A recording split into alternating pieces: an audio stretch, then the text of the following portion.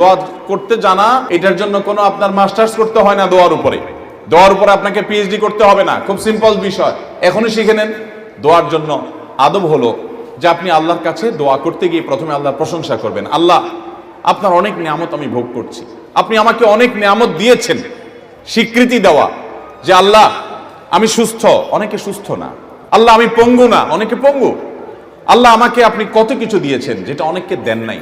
আমার চোখ দুটো ভালো, আমার অনেক নিয়ামত আমি আপনার ভোগ করছি। আল্লাহ, আমি আপনার নিয়ামতের শুকরিয়া আদায় করছি, স্বীকৃতি দিচ্ছি, কৃতজ্ঞতা আদায় করছি। হে আল্লাহ, আপনার রাসূলের প্রতি আপনি রহমত নাজিল করেন। আপনি যদি লম্বা চড়া বিস্তারিত না বলতে পারেন, আপনি সূরা ফাতিহাটা পড়েন, আলহামদুলিল্লাহ রাব্বিল আল্লাহর প্রশংসা সেখানে হয়ে গেছে, আলহামদুলিল্লাহ রাব্বিল আলামিন পড়েন, দুরূদ শরীফ পড়েন, বাস। এরপরে আপনি এবার বলেন, আল্লাহ আপনি আমাকে মাফ করে দেন। আল্লাহ আমার বাবা চলে গেছেন, তাকে মাফ করে দেন। আল্লাহ আমার মা দুনিয়া থেকে চলে গেছেন, তাকে মাফ করে দেন। ভাইরা আমার, আসল কথা হলো আমরা সেই ব্যথাটাই অনুভব করি না। আপনার মৃত আত্মীয় স্বজনের জন্য যদি আপনার সেই ফিলিংস কাজ করতো তো চোখের পানি ফেল ফেল ফেল করে আসতো। আপনি যদি আল্লাহর কাছে কোনো কিছু মায়ের পেঁচ দিয়া অর্থাৎ সুন্দর করে সাজায়া গোছায়া বলতে নাও পারেন, আপনি নিশ্চিত থাকেন শুধু চোখের পানিটা যদি আপনি ফেলেন, চোখের পানিও আসে না, শুধু কান্নার ভান করে আপনি যদি আল্লাহর দিকে হাত তুলে আপনি যদি সময় কাটান এবং কিছু বলার চেষ্টা করেন, আল্লাহ রাব্বুল আলামিন আপনার দিলের ভাষাও পড়তে পারেন। আল্লাহ তাআলা আলিমুম বিযাতিস সুদূর, তিনি বান্দার মনের খবর কি সেটাও জানেন। আল্লাহর কাছে গোপন বলতে কোনো কিছু। অতএব ভাইরা আমার, আমরা দোয়া করতে জানি না, এই অজুহাতে সারা জীবন দোয়া থেকে মাহরুম থাকা চলবে। আমরা কয়জন মানুষ আছি যে জীবনে 10টা মিনিট আল্লাহর কাছে দুহাত তুলে চোখের পানি চেয়েছি? আমাদের বলার অভ্যাসই নাই। বাংলাদেশের মানুষ দোয়া করতেই জানে না। অনেক আলেম ওলামা আছেন যারা আলহামদুলিল্লাহ মানুষকে দোয়া শিখান, তাসবিহ শিখান, কিন্তু দুঃখজনক যে আমরা অনেকে আবার আছি যে আমাদের মুসল্লিদেরকে আমরা দোয়া শিখাতে পারি নাই। এটা আমাদের অপারগতা, আমরা স্বীকার করছি। আপনাদের শেখানো উচিত, আর আপনাদেরও শেখা উচিত। কতকাল আপনি হুজুর দিকে চায়ে থাকবেন? বাংলাদেশে মানুষকে দেখা যায় ঘর উদ্বোধন করবে, হুজুর লাগবে। গাড়ি কিনছে, নতুন ট্রাক, ছেলের খাতনা করাইছে, বাপ মারা গেছে, হুজুর লাগবে। প্রতিটা কাজে হুজুর। আমি একবার এক থানার ওসি সাহেবকে বললাম, উনি আমার অফিসে আসছিলেন, আমার থানার ওসি, কথাবার্তা হচ্ছিল। একটা পর্যায়ে কি একটা প্রসঙ্গে আসছে, আর বললাম যে ওসি সাহেব, একটা বাড়ি থেকে আপনাদের অসৎ অফিসাররা যারা টাকা খায় কয়বার খাইতে পারে? যদি ভায়োলেশন করে একবার ঘুষ দিলে আপনারা খুশি হয়ে যান, ঠিক আছে ভাই একবার দিছো, এবার তুমি করো, আমি দেখতেছি। যারা অসৎ তারা করে, সবাই না।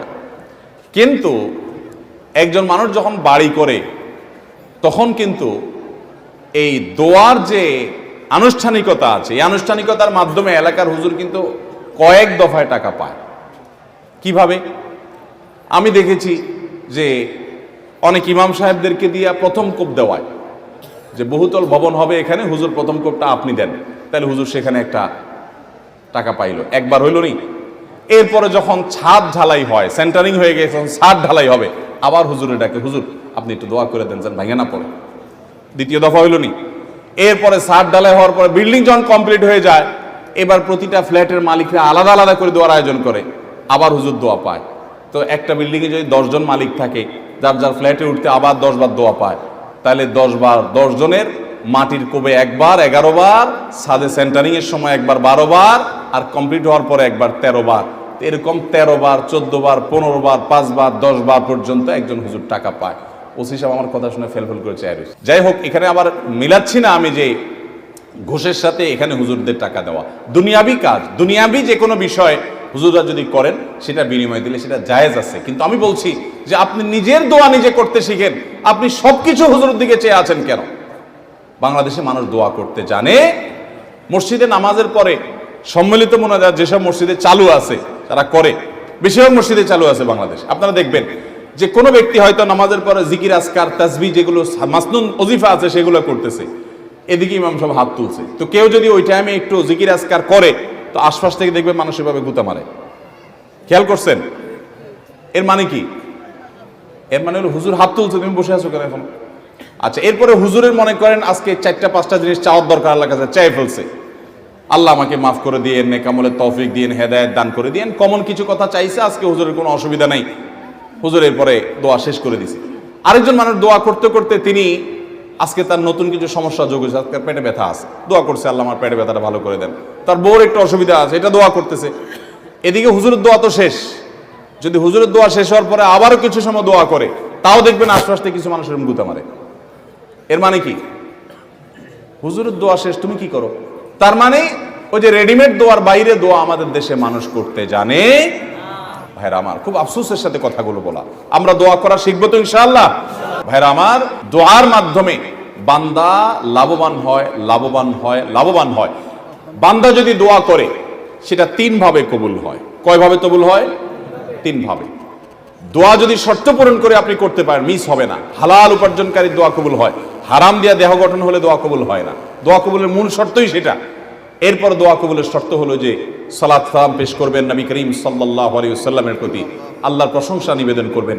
এর মাধ্যমে দোয়া করলে দোয়া কবুল হবে। ভাইরা আমার, আপনি যদি দোয়া করেন, নাম্বার 1, যা চাইছেন আল্লাহ তা আপনাকে দিবেন। এটা হলো দোয়া কবুলের একটা পদ্ধতি। চাইছেন একটা, আল্লাহ দিয়েছেন আরেকটা, সেটাও দোয়া কবুলের পদ্ধতি। আপনি মনে করতেছেন যে আমার এই মুহূর্তে পানি হইলে মনে হয় লাভ হবে, আল্লাহ তাআলা আপনাকে হয়তো পানি না দিয়ে আরেকটা দিয়েছেন যেটা আপনার এর চেয়ে বেশি ইম্পর্টেন্ট, আপনি নিজে জানেনও না সেটা। তো দোয়াটা সেভাবেও কবুল হয় যে আমি যা চাইছি তা হয় নাই, কিন্তু অন্য কিছু হয়েছে যা আমি চাই নাই। এটা দোয়ার মাধ্যমে হয়। তৃতীয়ত, বান্দার দোয়া কখনো কখনো আল্লাহ দুনিয়াতে কিছুই দেন না দোয়ার বিনিময়। আল্লাহ কাছে চাইছে, আল্লাহ এটা দেন, আল্লাহ দেয় নাই, কিন্তু আখিরাতে আল্লাহ তাআলা তার জন্য সওয়াব রেখে দিয়েছেন। কারণ দোয়া বান্দার বৃথা যায় না। কোন কোন হাদিস থেকে আমরা জানি কিয়ামতের ময়দানে মানুষ কিছু সওয়াব দেখে বলবে, এই আমলগুলো তো আমি করি না, এগুলো সওয়াব করতে থেকে আসলো। তখন বলা হবে, দুনিয়াতে তুমি যে দোয়া করছিলা সেই দোয়াটা আল্লাহ তাআলা দুনিয়াতে তোমার মঞ্জুর করে না, এটা জমা করে রেখে আখিরাতে তোমাকে সওয়াব দিয়েছেন। তখন সে বলবে, ইস, আমার দুনিয়ার সব দোয়া যদি না মঞ্জুর হয়ে সবগুলোর বিনিময় যদি আখিরাতে অনন্তকালের জন্য পেয়ে যেতাম, কতই না ভালো হতো। দুনিয়ার জীবন তো সংক্ষিপ্ত ছিল, এখানে তো অনন্ত অসীম কাল ভোগ করবো। অতএব দোয়া করবো তো ইনশাআল্লাহ।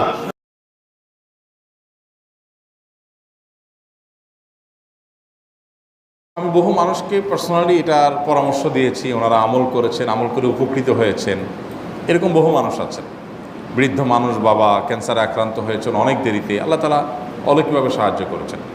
হ্যাঁ, কখনো যদি আল্লাহ তাআলা এই আমলগুলো করার পরও আমার বিপদ দূর না করেন, তাহলে হয় আমার আমলের মধ্যে কোনো ত্রুটি ছিল, অথবা আমার এই বিপদ দূর না হওয়ার মধ্যে আমার জন্য কোনো কল্যাণ নিহিত ছিল। আল্লাহ তাআলা আমার দোয়া কবুল করে যে উপকার হতো তার চাইতে বেটার কিছু হয়তো আমাকে দিবেন, এই ইয়াকিন একজন ইমানদারের থাকবে। সে 4টা আমলের 1 নম্বর হলো ইস্তেগফারের আমল। ইস্তেগফার, আপনি ফেসে গেছেন কোনো জায়গায়, কোনো উপায় পাচ্ছেন না, আপনি ইস্তেগফার করতে থাকেন। আস্তাগফিরুল্লাহ ওয়া আতুবু ইলাইহি, আস্তাগফিরুল্লাহ ওয়া আতুবু ইলাইহি, আস্তাগফিরুল্লাহ ওয়া আতুবু ইলাইহি, আস্তাগফিরুল্লাহ, আস্তাগফিরুল্লাহ, আস্তাগফিরুল্লাহাল্লাযী লা ইলাহা ইল্লা হুয়াল হাইয়ুল কাইয়্যুম ওয়া আতুবু ইলাইহি ওয়া লা হাওলা ওয়া লা কুওয়াতা ইল্লা বিল্লাহ। اللهم أنت ربي لا إله إلا أنت خلقتني وأنا عبدك وأنا على عهدك ووعدك ما استطعت أعوذ بك من شر ما صنعت أبوء لك بنعمتك علي وأبوء لك بذنبي فاغفر لي فإنه لا يغفر الذنوب إلا أنت سيد الاستغفار। এভাবে যে কোনো ইস্তেগফার করতে থাকেন, আপনি বেশি বেশি করে আল্লাহর কাছে ইস্তেগফার ক্ষমা প্রার্থনা করতে থাকেন, খুব বেশি। আপনার 2 ঠোঁটে অনবরত আপনি চাইতে থাকেন আল্লাহর কাছে ক্ষমা। এই ইস্তেগফার সম্পর্কে নবী করিম সাল্লাল্লাহু আলাইহি ওয়াসাল্লাম বলেছেন, মাল্লাজিমাল ইস্তেগফার, যে ব্যক্তি ইস্তেগফারকে আঁকড়ে ধরবে, আঁকড়ে ধরা মানে কি, এটা ছাড়বে না, সে পড়তেই থাকবে অনবরত। টয়লেটে যাওয়ার সময়টা, ঘুমের সময়টা, খাওয়ার সময়টা বাদে, অবসর নামাজের সময়টা বাদে, সারাক্ষণ সে ইস্তেগফার পড়বে। এরকম যদি কেউ করে, আল্লাহ রাব্বুল আলামিন জাআলাল্লাহু লাহু মিন কুল্লি হাম্মিন ফারাজা ওয়া মিন কুল্লি যায়কিন মাখরাজা, সকল পেরেশানি থেকে, সকল টেনশন থেকে বের হওয়ার পথ আল্লাহ তাআলা অলৌকিকভাবে তার জন্য আবিষ্কার করে দিবেন। এবং আমি আমার জীবনে যেটা বলেছিলাম, বিস্তারিত বলতে চাই না, এরকম পরিস্থিতি আসছে যে চোখের সামনে কোনো আপাতত রক্ষার কোনো পথ আর খোলা নেই, এমন ভয়াবহ বিপদ। ইস্তেগফার করতে করতে এমনভাবে আল্লাহ তাআলা সাহায্য করেছেন যে এটা কল্পনা করলেও মনে হয় যে স্বপ্নের মতো। কিভাবে এখন এই লোক এই জায়গায় আসলো আমার সাহায্যের জন্য, এই লোক তো এটা আমি এই জায়গায় আসার কথা না, তিগুনি এসে হাজির হয়ে গেলেন এবং উপকারটা, আমার সমাধানটা হয়ে গেল সমস্যা। তো আলহামদুলিল্লাহ, বহুবার আমি পরীক্ষা করেছি, আর আমার পরীক্ষার 2 পয়সার দাম নাই। হাদিসে বলা আছে, গ্যারান্টি দেওয়া আছে, আমার পরীক্ষা করলেই কি না করলেই। তাহলে একটা আমল হলো কি, ইস্তেগফার। সব সময়ের জন্য এটা কন্টিনিউয়াস করবেন, আর এমনিও অবসর সময় ইস্তেগফার করবেন। আরবদের মধ্যে সৌন্দর্য আছে, তারা বিভিন্ন ডাক্তারের ওয়েটিং রুমে বা বিভিন্ন জায়গায় মানুষ যেখানে অপেক্ষা করে পাবলিক প্লেসগুলোতে লিখে রাখে ইস্তেগফার করুন, আপনার হাইওয়েগুলোর পাশে লেখা থাকে ইস্তেগফার করুন, এবং তারা আসলে একটু পরপর দেখা যায় ইস্তেগফার করে। ভালো মন্দ গুণ সবার মধ্যে আছে, তাদের এই ভালো গুণটা আছে, ইস্তেগফার বেশি বেশি করা। আমরা ইস্তেগফার সচরাচর এইভাবে অনবরত অবসর সময় করার অভ্যাস অনেকের মধ্যেই নাই। আমরা এটা চালু করবো ইনশাআল্লাহ। বিশেষ করে যখন কোনো সমস্যা হবে তখন ইস্তেগফার চলতে থাকবে মুখে অনবরত, ধীরে ধীরে মহব্বতের সাথে নিজেকে, নিজের পাপ অপরাধগুলোর কথা স্মরণ করে আল্লাহর কাছে মাফ চাইতে থাকবো, পেরেশানি দূর হবে ইনশাআল্লাহ। এক নাম্বার 2, দুরুদ, নবী করিম সাল্লাল্লাহু আলাইহি সাল্লামের প্রতি দুরুদ পাঠ করা। এটা যদি আপনি নিয়মিত করতে থাকেন মহব্বতের সাথে, আল্লাহুম্মা সাল্লি আলা মুহাম্মদ ওয়া আলা আলি মুহাম্মদ কামা সাল্লাইতা আলা ইব্রাহিম ওয়া আলা আলি ইব্রাহিম ইন্নাকা হামিদুম মাজিদ, আল্লাহুম্মা বারিক আলা মুহাম্মদ ওয়া আলা আলি মুহাম্মদ কামা বারাকতা আলা ইব্রাহিম ওয়া আলা আলি ইব্রাহিম ইন্নাকা হামিদুম মাজিদ। আপনি একবার ছোট দুরূদ যদি পড়েন, সাল্লাল্লাহু আলাইহি ওয়াসাল্লাম, সাল্লাল্লাহু আলাইহি ওয়াসাল্লাম, আল্লাহুম্মা সাল্লি আলা মুহাম্মদ ওয়া আলা আলি মুহাম্মদ, শুধু এইটুকু পড়েন। জাযাল্লাহু আন্না মুহাম্মাদাম মা হুয়া আহলু, শুধু এইটুকু পড়েন। আপনি এভাবে যেই কোনো দুরূদ নবী করিম সাল্লাল্লাহু আলাইহি ওয়াসাল্লামের প্রতি যদি পড়েন এবং পড়তে থাকেন অনবরত, ইস্তেগফারের পাশাপাশি দুরূদের ক্ষেত্রে নবী করিম সাল্লাল্লাহু আলাইহি ওয়াসাল্লাম বলেছেন